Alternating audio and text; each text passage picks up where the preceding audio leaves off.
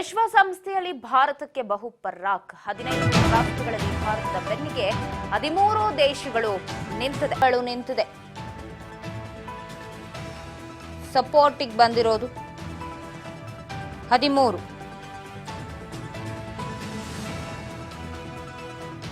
15 ರಾಷ್ಟ್ರಗಳು G20ಯಲ್ಲಿ ಬೆನ್ನಿಗೆ ನಿಂತಿರೋದು ಇದೀಗ 13 ಭಾರತಕ್ಕೆ ಸಂಪೂರ್ಣವಾಗಿ ನಾವು ಬೆಂಬಲವನ್ನ ಕೊಡ್ತೀವಿ ಅಂತ ಹೇಳಿದ್ದಾರೆ. ಪುಟಿನ್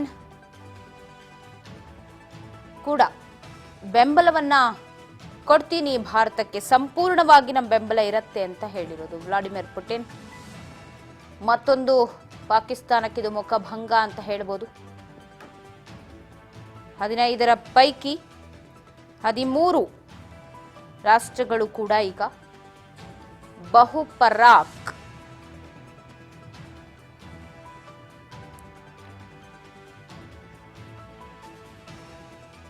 ನಾವು ನಿಮ್ ಜೊತೆಗಿರ್ತೀವಿ, ನಾವು ಕೈ ಜೋಡಿಸ್ತೀವಿ ಅಂತ ಹೇಳಿ ಬೆನ್ನಿಗೆ ನಿಂತಿದೆ.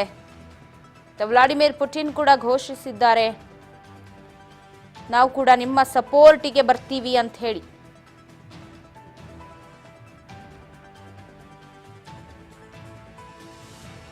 ವಿಶ್ವಸಂಸ್ಥೆಯಲ್ಲಿ ಭಾರತಕ್ಕೆ ಬಹು ಪರಾಕ್.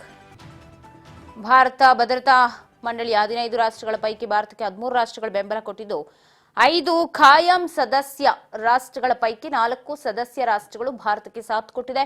ಚೀನಾ, ಪಾಕಿಸ್ತಾನ ಹೊರತುಪಡಿಸಿ ಉಳಿದ 13 ರಾಷ್ಟ್ರಗಳು ಬೆಂಬಲವನ್ನ ಸೂಚಿಸಿದ್ದು, ಉಳಿದ ರಾಷ್ಟ್ರಗಳ ಬೆಂಬಲ ಕಾಯಂ ಸದಸ್ಯತ್ವ ರಾಷ್ಟ್ರಗಳಾದ ಫ್ರಾನ್ಸ್, ರಷ್ಯಾ, ಇಂಗ್ಲೆಂಡ್, ಅಮೆರಿಕ, ಕಾಯಂ ಸದಸ್ಯ ಅಲ್ಲದ ರಾಷ್ಟ್ರಗಳಾದ ಅಲ್ಜೀರಿಯಾ, ಡೆನ್ಮಾರ್ಕ್, ಗಯಾನಾ, ಪನಾಮಾ,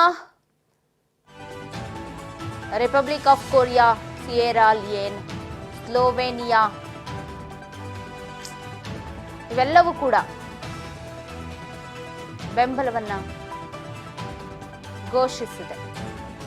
ಯಾವಾಗಲೂ ಪಾಕಿಸ್ತಾನಕ್ಕೆ ಬೆಂಬಲವನ್ನ ನೀಡ್ತಾ ಇದ್ದಂಥ ದೇಶಗಳು ಕೂಡ ಈಗ ಹಿಂದೆ ಸರಿದದ್ದು, ಕಷ್ಟದ ಸಮಯದಲ್ಲಿ ನಾವು ನಿಮ್ಮ ಜೊತೆಗಿರ್ತೀವಿ ಅಂತ ಹೇಳಿದ್ದಾರೆ. ಚೀನಾ ರಾಯಭಾರಿ ಜಿಯಾಂಗ್ ಚೈಡಾಂಗ್ ಭರವಸೆಯನ್ನ ಕೊಟ್ಟಿದ್ದಾರೆ. ಬೆದರಿದ ಪಾಕಿಸ್ತಾನಕ್ಕೆ ಡ್ರ್ಯಾಗನ್ ಬೆಂಬಲ. ಭಾರತದ ಪ್ರತಿಕ್ರಮಕ್ಕೆ ಈಗ ಪಾಕಿಸ್ತಾನ ಬೆದರಿದೆ. ಬೆದರಿದ ಪಾಕಿಸ್ತಾನಕ್ಕೆ ಈಗ 13 ರಾಷ್ಟ್ರಗಳು ಬೆಂಬಲವನ್ನ ಸೂಚಿಸ್ತಿಲ್ಲ. ಚೀನಾ ಬೆಂಬಲವನ್ನ ಸೂಚಿಸಿದೆ. ಯಾವಾಗಲೂ ಪಾಕಿಸ್ತಾನಕ್ಕೆ ಬೆಂಬಲ ಕೊಡ್ತಾ ಬಂದಿದ್ದು, ಈ ಬಾರಿ ಕೂಡ ನಮ್ಮ ಬೆಂಬಲ ಇದೆ ಅಂತ. ಪಾಕಿಸ್ತಾನ, ಚೀನಾ ಬಿಟ್ರೆ ಉಳಿದ ಎಲ್ಲ ದೇಶಗಳು ಕೂಡ ಬೆಂಬಲವನ್ನ ಸೂಚಿಸ್ತೀವಿ ಅಂತ ಹೇಳಿರೋದು. ಚೀನಾ ರಾಯಭಾರಿ ಜಿಯಾಂಗ್ ಜೈಡಾಂಗ್ ಭರವಸೆಯನ್ನ ಕೊಟ್ಟಿದ್ದಾರೆ. ಮುಖಭಂಗ ಈಗ ಭಾರತ ಪ್ರತಿಕ್ರಮಕ್ಕೆ ಬೆದರಿದ್ದು, ಉಗ್ರ ಪೋಷಕ ಪಾಕಿಸ್ತಾನಕ್ಕೆ ಮತ್ತೊಂದು ಮುಖಭಂಗ.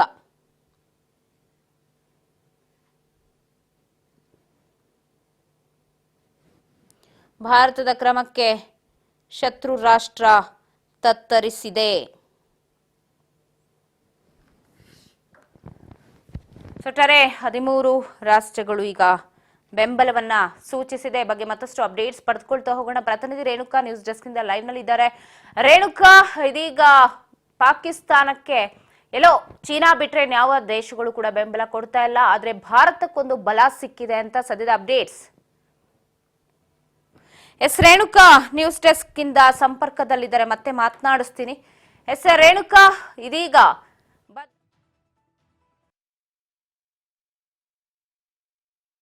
ಪ್ರತಿಕ್ರಮಕ್ಕೆ ಪಾಕಿಸ್ತಾನ ಬೆದರಿದೆ ಅಂತ ಹೇಳ್ಬೋದು. ಒಂದಷ್ಟು ಮಾಹಿತಿಗಳನ್ನು ಕೊಡ್ತಾ ಹೋಗ್ತಾರೆ. ನ್ಯೂಸ್ ಡೆಸ್ಕ್ ನಿಂದ ಲೈವ್ ನಲ್ಲಿ ರೇಣುಕಾ ಜಾಯಿನ್ ಆಗ್ತಿದ್ದಾರೆ. ರೇಣುಕಾ, ಬೆದರಿದ ಪಾಕಿಸ್ತಾನಕ್ಕೆ ಚೀನಾ ಬಿಟ್ಟು ಬೇರೆ ಯಾವ ರಾಷ್ಟ್ರಗಳು ಕೂಡ ಬೆಂಬಲವನ್ನ ಕೊಡ್ತಾ ಇಲ್ಲ, ಆದ್ರೆ ಭಾರತಕ್ಕೆ 13 ರಾಷ್ಟ್ರಗಳು ನಮ್ಮ ಬೆಂಬಲ ಇದೆ ಅಂತ ಹೇಳ್ತಾ ಇದ್ದಾರೆ ಅಂತ ಸದ್ಯದ ಅಪ್ಡೇಟ್ಸ್. ರೇಣುಕಾ.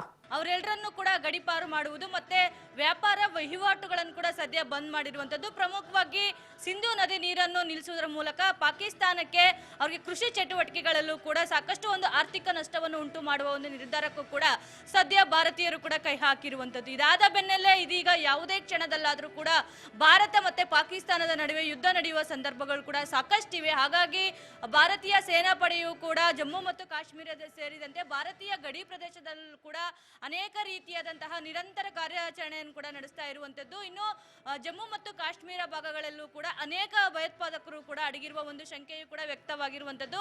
ಅವರೆಲ್ಲರನ್ನೂ ಕೂಡ ವಶಕ್ಕೆ ಪಡೆದು ಅವರ ಬಳಿ ಇರ್ತಕ್ಕಂಥ ಒಂದಿಷ್ಟು ಶಸ್ತ್ರಾಸ್ತ್ರಗಳನ್ನು ಕೂಡ ವಶಕ್ಕೆ ಪಡೆಯುವ ಒಂದು ಕಾರ್ಯಾಚರಣೆಯು ಕೂಡ ಸದ್ಯ ನಡೀತಾ ಇರುವಂತದ್ದು. ಇದರ ಬೆನ್ನಲ್ಲೇ ಈಗಾಗಲೇ ಪಾಕಿಸ್ತಾನವು ಕೂಡ ಭಾರತದ ಮೇಲೆ ಸಾಕಷ್ಟು ಆರೋಪಗಳನ್ನು ಕೂಡ ಮಾಡ್ಕೊಂಡು ಬಂದಿರುವಂತದ್ದು. ಪುಲ್ವಾಮಾ ಅಟ್ಯಾಕ್ ನಲ್ಲೂ ಕೂಡ ಪಾಕಿಸ್ತಾನದ ಕೈವಾಡ ಇಲ್ಲದೆ ಇದ್ರೂ ಕೂಡ ನಮ್ಮ ಮೇಲೆ ಆರೋಪ ಮಾಡಿದ್ರು.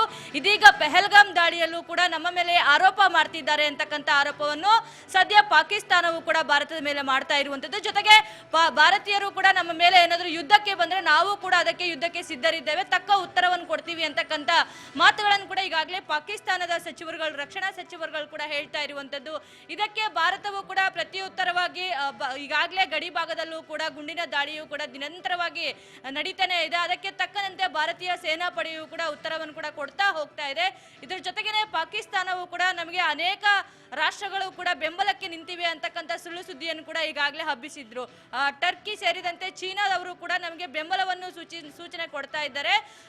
ಶಾಂತಿಗಾಗಿ ಏನೆಲ್ಲ ಮಾಡಬೇಕು ಅದೆಲ್ಲವನ್ನು ಕೂಡ ಪಾಕಿಸ್ತಾನ ಮಾಡುತ್ತೆ. ಹಾಗಾಗಿ ಒಂದಿಷ್ಟು ರಾಷ್ಟ್ರಗಳು ಕೂಡ ನಮ್ಮ ಬೆಂಬಲಕ್ಕೆ ನಿಲ್ಲುತ್ತೆ ಅಂತಕ್ಕಂಥ ಸುಳ್ಳು ಸುದ್ದಿಯನ್ನು ಕೂಡ ಸಾಕಷ್ಟು ವೈರಲ್ ಮಾಡಿದ್ರು. ಅದಾದ ನಂತರ ಟರ್ಕಿ ನಾವು ಯಾವುದೇ ರೀತಿಯಾದಂತಹ ಪಾಕಿಸ್ತಾನಕ್ಕೆ ಬೆಂಬಲ ಕೊಡಲ್ಲ, ಯಾವುದೇ ಯುದ್ಧ ಉಪಕರಣಗಳನ್ನು ಕೂಡ ನಾವು ಅವರಿಗೆ ರವಾನೆ ಮಾಡಿಲ್ಲ ಅಂತಕ್ಕಂಥ ಸ್ಪಷ್ಟನೆಯನ್ನು ಕೂಡ ನೀಡಿತು. ಇದೀಗ ಭಾರತೀಯ ವಿಶ್ವಸಂಸ್ಥೆಯು ಕೂಡ ಭದ್ರತಾ ಮಂಡಳಿಯಲ್ಲಿ ಒಂದು 15 ದೇಶಗಳಲ್ಲೂ ಕೂಡ, ಅದರಲ್ಲಿ ಚೀನಾ ಮತ್ತೆ ಪಾಕಿಸ್ತಾನ ಇವೆರಡು ದೇಶ ಬಿಟ್ಟರೆ ಉಳಿದಂತಹ 13 ರಾಷ್ಟ್ರಗಳು ಕೂಡ ಸದ್ಯ ಭಾರತಕ್ಕೆ ಬೆಂಬಲವನ್ನು ಕೂಡ ಸೂಚನೆ ಮಾಡಿರುವಂತದ್ದು.